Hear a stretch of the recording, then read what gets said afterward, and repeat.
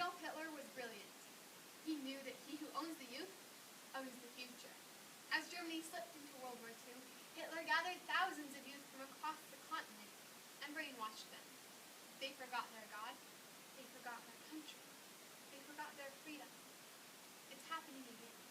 Fast forward about 70 years to another country, the United States of America. But surely we aren't being brainwashed, or are we? Our leaders tell us that our founding fathers were atheists, and the Constitution, it's outdated. And they tell us that America is really not all that special. But the heart of any true American will tell him that America is a country like no other, that to express the values of freedom today, we must remember our history of freedom. A few months ago, my cousin told me that she was studying United States history.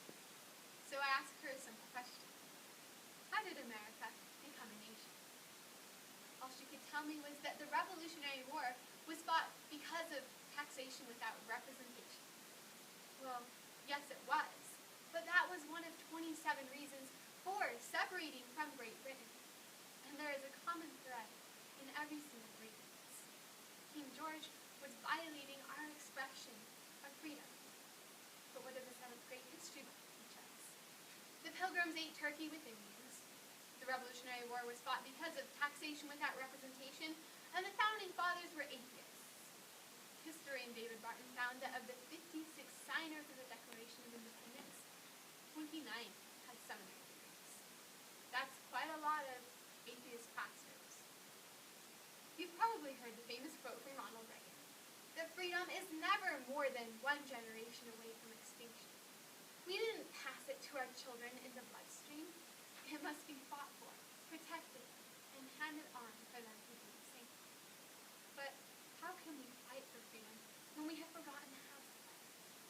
How can we protect our freedom when we have forgotten the price of freedom? And how can we hand freedom on to children, to the next generation, when their hands have been tied behind their backs, and many of them are being brainwashed? In fact, one of the most commonly used history books is The People's History of the United States by Howard Zinn. This book was published in the 80s and is now required reading for many public high schoolers and colleges. But the sad thing is that it's based on a thesis that America's founders are anti-establishment protesters. It fails to mention the very men who made America. It belittles patriotism and mocks pride in America.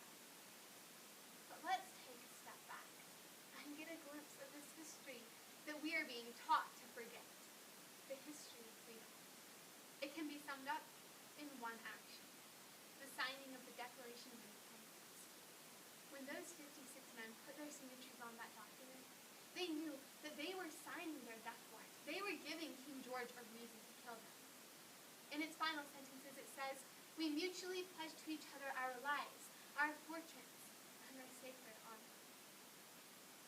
But the question that we are now confronted with today is, are we willing to do that?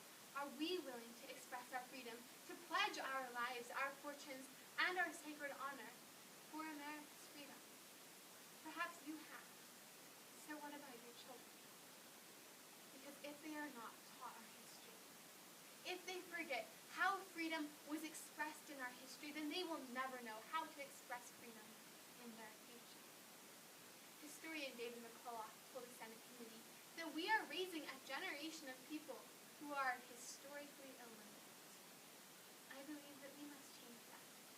I believe that we must pass on a history that has not been revised or rewritten, but the true history of the United States of America. And at all costs, we must remember what the price and the cost of freedom is, what the value of freedom is. As Thomas Jefferson said, if a nation expects to be ignorant and free, it expects what never was and never